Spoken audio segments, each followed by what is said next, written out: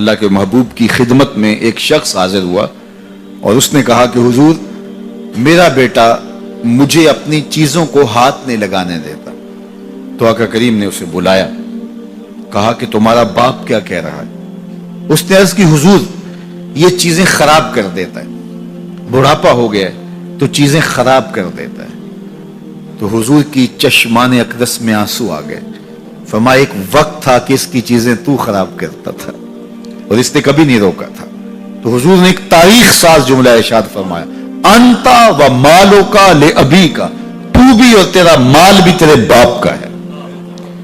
وہ جو چاہے کرے تو اس کو روک نہیں سکتا. لیکن اولادیں جب سمجھدار ہونے لگے تو وہ والدین کو دقیانوس سمجھتی, وہ والدین کو اولڈ فیشن سمجھ لیتی ہیں.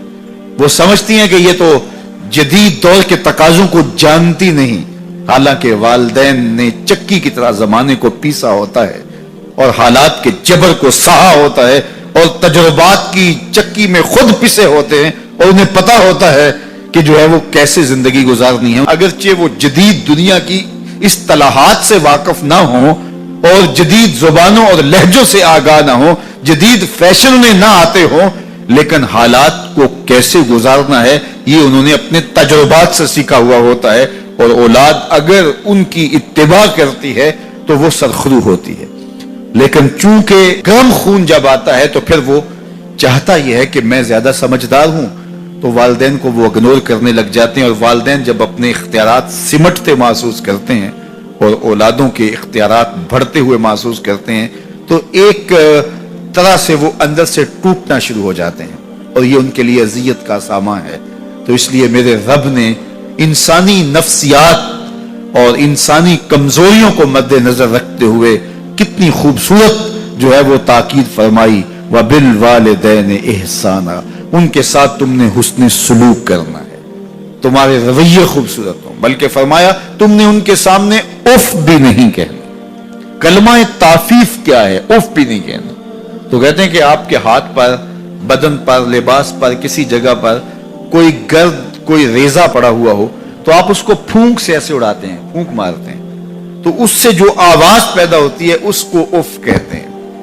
تو کہا کہ اس قدر بھی ان کے سامنے تم اپنے معاملے کو پیش نہ کرو, والدین کے سامنے یوں محبت کا اظہار کرو. کلمہ تعفیف کے زمرے میں علماء نے یہ بھی لکھا ہے کہ ہر وہ رویہ جو ماں باپ کے لیے اذیت کا سبب ہو, ہر وہ کام جو والدین کے لیے اذیت کا سبب ہو, اس کو نہ کیا جائے. حضرت امام حسن رضی اللہ تعالی عنہ حضرت سیدہ فاطمہ الزہرا رضی اللہ تعالی عنہ کے ساتھ کھانا نہیں کھاتے تھے.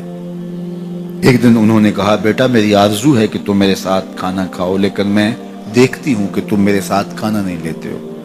تو عرض کی امی جان میں اس ڈر سے آپ کے ساتھ کھانا نہیں لیتا کہ کسی لقمے کی طرف آپ کی نظر بڑھ گئی ہو اور آپ کا ہاتھ ابھی نہیں بڑھا اور میں پہلے اس لقمے کو اٹھا لوں جس کی طرف آپ کی نگاہ سبقت لے گئی ہے, اور آپ ماں ہونے کی وجہ سے مجھے نہ روکیں. وہ ایک فلسفی کہتا ہے مجھے ماں کی محبت کا صحیح اندازہ اس دن ہوا جب سیب 4 تھے اور ہم 5 تھے. ماں نے کہا میں تو سیب پسند ہی نہیں کرتی, یہ ماؤں کے روپ ہوتے ہیں, یہ ماؤں کے پیار کا رنگ ہوتا ہے. تو کہا کوئی لقمہ اچھا ہو اور آپ کی نظر بڑھ گئی ہو, لیکن میرا ہاتھ پہلے بڑھ جائے اور آپ اس وجہ سے کہ آپ ماں ہیں تو آپ جو ہے وہ اس کی طرف ہاتھ نہ بڑھائیں, تو میں اس ڈر سے آپ کے ساتھ بیٹھ کے کھانا ہی نہیں کھاتا. تو کہا ان کے سامنے اف بھی نہ کہو اور ان کی تعظیم کرو.